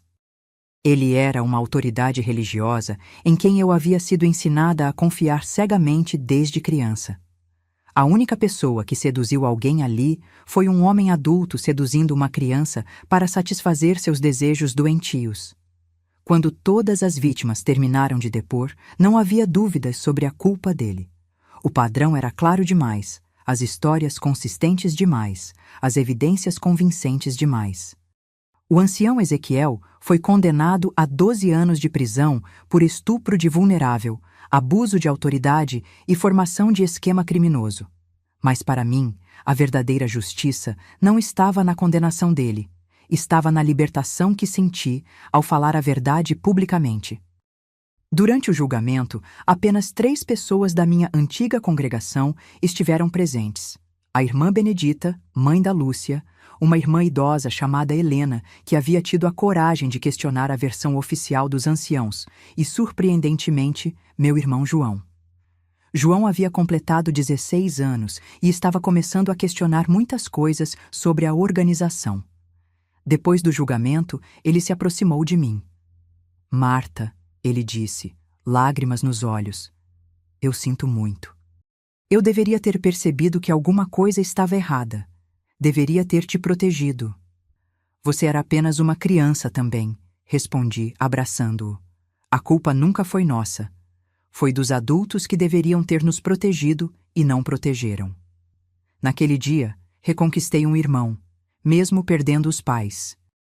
Após a condenação, decidi fazer algo que havia estado planejando há meses: escrever uma carta aberta para as testemunhas de Jeová do Brasil, contando minha história e alertando sobre os perigos da cultura de silêncio da organização. A carta foi publicada em vários jornais locais e se espalhou entre ex-testemunhas de Jeová em todo o país. Recebi centenas de cartas de mulheres que haviam passado por situações similares, mas que nunca haviam encontrado coragem para falar. Obrigada por quebrar o silêncio, escreveu uma mulher de São Paulo. Sua coragem me deu força para finalmente processar o ancião que abusou de mim na adolescência. Sua história salvou minha filha, escreveu uma mãe do Rio de Janeiro. Quando ela me contou que um ancião estava fazendo coisas estranhas com ela, eu lembrei da sua história e imediatamente tirei ela da situação.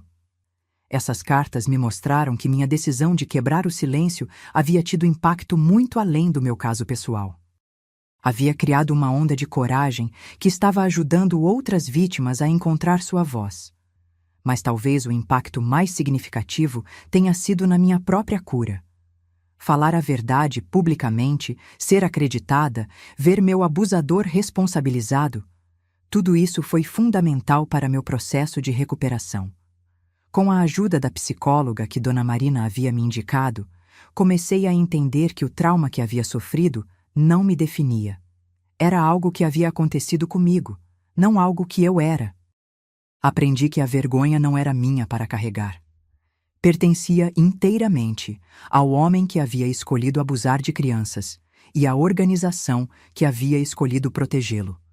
Aprendi que minha sexualidade não havia sido arruinada pelo abuso. Com tempo, terapia e paciência, eu poderia desenvolver relacionamentos saudáveis e íntimos. Mais importante ainda, aprendi que minha voz tinha poder. O poder de expor a mentira, de proteger outros inocentes, de criar mudança.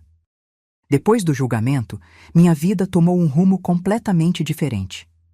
Aos 18 anos, estava legalmente livre para tomar minhas próprias decisões, e a primeira delas foi nunca mais pisar numa reunião das Testemunhas de Jeová. A saída formal da organização aconteceu de forma automática. Eles me desassociaram por apostasia, que na linguagem deles significa questionar a autoridade dos líderes. Na prática, isso significava que nenhuma testemunha de Jeová podia falar comigo, incluindo minha própria família.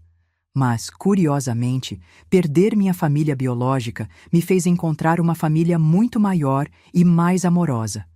Dona Marina, que havia se tornado como uma mãe para mim, me incentivou a continuar os estudos. Você tem uma inteligência brilhante, ela dizia. Não deixe que o trauma te impeça de realizar seus sonhos. Com a ajuda dela, consegui uma bolsa de estudos para cursar psicologia numa universidade estadual. Minha motivação era clara. Queria entender o trauma que havia vivido e ajudar outras pessoas que passassem por situações similares. Durante a faculdade, conheci outras sobreviventes de abuso sexual e percebi que minha experiência, por mais dolorosa que tivesse sido, me dava uma compreensão única sobre o que essas pessoas estavam passando. Você tem um dom especial para isso, minha supervisora de estágio comentou. As pacientes confiam em você de uma forma que é rara de ver. Era verdade. Quando uma mulher que havia sido abusada falava comigo, ela sabia instintivamente que eu entendia. Não precisava explicar a vergonha, a confusão, o medo. Eu já havia passado por tudo isso. Me especializei em trauma e abuso sexual. E depois de formada, abri um consultório focado em atendimento a sobreviventes. Também comecei a trabalhar como voluntária em organizações que ajudavam vítimas de violência sexual. Aos 25 anos, conheci Roberto, um homem gentil e paciente que era assistente social. Quando contei minha história para ele, sua reação foi tudo o que eu poderia ter desejado. Obrigado por confiar em mim o suficiente para compartilhar isso, ele disse. E obrigado por ser corajosa o suficiente para transformar sua dor em propósito. Roberto nunca me fez sentir danificada ou impura por causa do que havia acontecido comigo. Ele entendeu que eu era uma sobrevivente, não uma vítima, e me amou exatamente como eu era. Nos casamos 2 anos depois, numa cerimônia simples com a família que eu havia escolhido. Dona Marina, meu irmão João, que também havia saído da organização, algumas amigas da faculdade e colegas de trabalho. Não havia representantes da minha família biológica, mas também não havia tristeza por isso. Eu havia aprendido que família não é definida por sangue, mas por amor e apoio. Roberto e eu tivemos 2 filhos, Rafael e Ana. Criá-los foi uma experiência de cura profunda para mim. A cada momento de inocência e alegria deles, eu sentia como se estivesse recuperando um pedaço da minha própria infância perdida. E mais importante, eu estava determinada a criá-los de forma completamente diferente de como fui criada. Eles cresceram sabendo que tinham direito de questionar autoridades, que seus corpos pertenciam a eles, que nenhum adulto tinha direito de tocar neles de forma inadequada, e que eles sempre poderiam contar comigo se alguém os fizesse sentir desconfortáveis. Mamãe, Ana me perguntou um dia quando tinha uns 8 anos, por que você sempre fala sobre não guardar segredos de adultos? Por quê? Eu respondi. Segredos são para coisas boas, como festa surpresa. Coisas que deixam as pessoas desconfortáveis nunca devem ser segredos. Paralelamente à criação dos meus filhos, continuei meu trabalho ajudando outras sobreviventes. Ao longo dos anos, atendi centenas de mulheres que haviam sofrido abuso sexual, muitas delas dentro de contextos religiosos. Como você conseguiu superar? Era uma pergunta que ouvia frequentemente. Eu não superei completamente. Sempre respondia honestamente. Ainda tenho dias difíceis. Mas aprendi que o trauma não precisa definir nossa vida. Podemos escolher o que fazer com nossa dor. Em 2010, aos 52 anos, decidi escrever um livro contando minha história completa. Quebrando o silêncio, uma sobrevivente fala, se tornou um sucesso inesperado, ajudando milhares de pessoas a entender melhor o abuso sexual em contextos religiosos. O livro me trouxe visibilidade nacional e comecei a ser convidada para palestras em universidades, conferências sobre direitos humanos e eventos sobre proteção infantil. Numa dessas palestras, uma jovem se aproximou de mim durante o intervalo. Doutora Marta, ela disse, lágrimas nos olhos. Obrigada por contar sua história. Eu estou passando por algo parecido na minha igreja e não sabia o que fazer. Ouvindo você, entendi que a culpa não é minha. Momentos como esse me lembravam porque era importante continuar falando, mesmo quando doía reviver os traumas. Em 2015, fui convidada para depor numa CPI do Congresso Nacional sobre abuso sexual infantil em instituições religiosas. Foi emocionante estar naquele plenário, falando para deputados e senadores sobre a necessidade de leis mais rígidas para proteger crianças. Senhores parlamentares, eu disse na minha fala, o que aconteceu comigo não foi um caso isolado. É um padrão que se repete em organizações que colocam a proteção da instituição acima da proteção das crianças. Precisamos de leis que obriguem essas organizações a reportar suspeitas de abuso às autoridades, em vez de permitir que resolvam tudo internamente. Algumas das recomendações que fiz naquela CPI se tornaram leis nos anos seguintes, o que me deu uma sensação profunda de que minha dor havia se transformado em mudança real no mundo. Mas talvez o momento mais significativo da minha jornada de cura tenha acontecido em 2018, quando recebi uma carta inesperada. Era de Adelaide, a viúva do ancião Ezequiel, que havia morrido na prisão 2 anos antes. Cara Marta, a carta dizia, sei que não tenho direito de pedir seu perdão, mas preciso que saiba que acredito em você. Sempre acreditei. Durante todos esses anos de casamento, eu sabia que havia algo errado com meu marido, mas estava com muito medo para falar. Quando tudo veio à tona, senti alívio e vergonha ao mesmo tempo. Alívio porque finalmente a verdade apareceu. Vergonha porque eu poderia ter protegido você e as outras meninas se tivesse sido mais corajosa. Obrigada por ter a coragem que eu não tive. Sua voz salvou outras crianças que eu poderia ter salvado e não salvei. Aquela carta me fez chorar por horas. Não lágrimas de tristeza, mas de compaixão, por mim mesma, por Adelaide, por todas as mulheres que são silenciadas pelo medo e pela estrutura patriarcal das organizações religiosas. Respondi à carta, dizendo a ela que eu a perdoava, que entendia que ela também havia sido vítima de um sistema que a ensinara a ser submissa e silenciosa, e que nunca era tarde demais para usar nossa voz. Hoje, aos 67 anos, continuo atendendo sobreviventes de trauma, embora tenha reduzido minha carga de trabalho.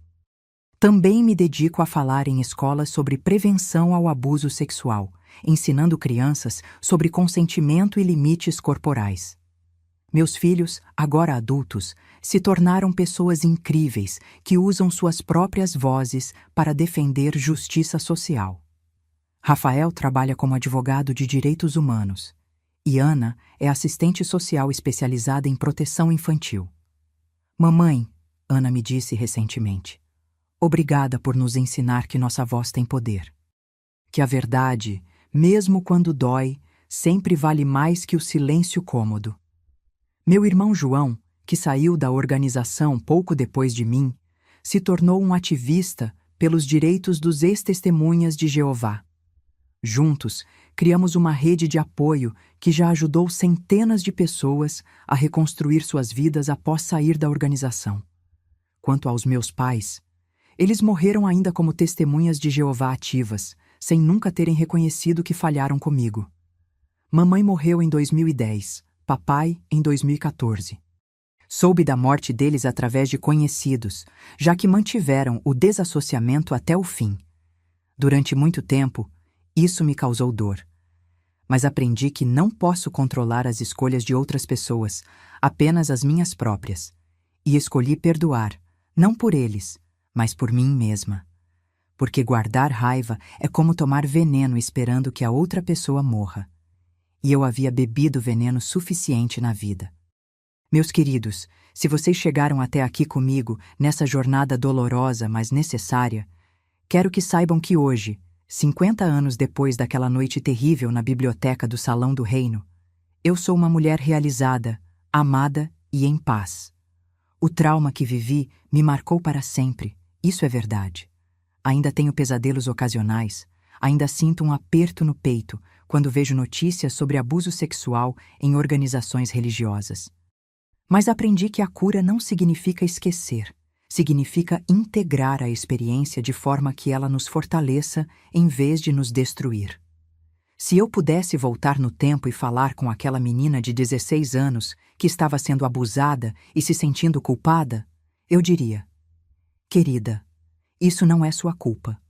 Nunca foi, nunca será. Você é vítima de um homem doente que abusou de sua confiança e inocência. A organização que deveria te proteger falhou com você. Seus pais que deveriam te apoiar falharam com você. Mas isso não significa que você não tem valor. Você tem um propósito maior do que imagina. Se eu soubesse então o que sei hoje, teria contado a verdade muito mais cedo. Teria gritado, teria corrido, teria quebrado o silêncio na primeira vez que ele me tocou de forma inadequada. Mas não posso culpar aquela menina por não ter essa sabedoria. Ela fez o melhor que podia com o conhecimento que tinha. Para vocês que podem estar passando por algo similar agora, quero deixar bem claro: a culpa nunca é da vítima. Não importa como você estava vestida, como você se comportou, se você permitiu que acontecesse. Crianças e adolescentes não têm capacidade de consentir com atividades sexuais com adultos. Ponto final. Autoridade religiosa não torna ninguém incapaz de fazer o mal. Padres, pastores, anciãos, líderes religiosos são seres humanos falhos como qualquer outro. Alguns deles são predadores que usam sua posição de poder para abusar dos vulneráveis. Organizações que protegem abusadores são cúmplices do abuso. Qualquer instituição que coloque sua reputação acima da segurança das crianças está perpetuando o ciclo de violência. Sua voz tem poder. Quando você quebra o silêncio, você não está apenas salvando a si mesmo. Está protegendo futuras vítimas e criando mudança no mundo. A cura é possível. Pode demorar anos, pode precisar de ajuda profissional, pode ser um processo doloroso, mas é possível reconstruir sua vida após o trauma. Eu sou a prova viva disso. Para os pais que estão me ouvindo, por favor, ensinem seus filhos que eles têm direito de dizer não a qualquer adulto que os faça sentir desconfortáveis. Ensinem que segredos sobre toques corporais são sempre suspeitos. Ensinem que vocês sempre acreditarão neles se eles trouxerem uma denúncia séria. E mais importante, se seu filho vier até vocês com uma acusação de abuso contra uma autoridade religiosa, acreditem nele, protejam ele. A reputação da igreja, da organização, do líder religioso é infinitamente menos importante que a segurança do seu filho. Para as organizações religiosas que possam estar assistindo, parem de esconder abusadores. Parem de resolver crimes internamente. Reportem as autoridades, apoiem as vítimas, implementem políticas rigorosas de proteção infantil. Sua credibilidade não vem de encobrir pecados, mas de enfrentá-los com transparência e justiça. Hoje, quando olho para trás, vejo que minha jornada, por mais dolorosa que tenha sido, teve um propósito maior. Cada lágrima que derramei, cada noite que não consegui dormir, cada momento de dor se transformou em compaixão e sabedoria que pude usar para ajudar outras pessoas. Minha dor se tornou meu propósito. Meu trauma se tornou minha força.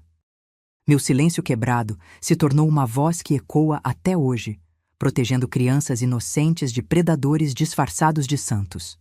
E essa é a maior vitória de todas: transformar nossa dor mais profunda no nosso propósito mais significativo. Se você é sobrevivente de abuso, saiba que sua história importa, sua voz importa, sua cura importa, e você não está sozinho nessa jornada. Se você chegou até o final desta história, obrigada por ter me dado o privilégio de compartilhar minha jornada com você. Sei que não foi fácil ouvir, assim como não foi fácil contar. Me conta nos comentários de onde você está me assistindo. Pode ser de qualquer cantinho desse Brasil imenso, ou até mesmo de outros países. Adoro saber que essa história está chegando longe, tocando corações, talvez salvando vidas. Se essa história tocou você de alguma forma, se você se identificou com alguma coisa que contei, deixe seu coração nos comentários. E se você conhece alguém que precisa ouvir essa mensagem, compartilhe esse vídeo. Às vezes, uma palavra de esperança no momento certo pode mudar completamente o rumo da vida de uma pessoa. E se você está passando por alguma situação de abuso agora, por favor, procure ajuda. Conte para alguém em quem confia. Procure as autoridades. Ligue para o Disque 100. Você não está sozinho e você merece ser protegido e amado. Lembre-se sempre, sua voz tem poder. Use ela. Muito obrigada por me acompanharem nessa jornada. Até a próxima história e que Deus, ou o universo, ou a força que vocês acreditam, abençoe cada um de vocês. Vocês não estão sozinhos. Nunca estiveram.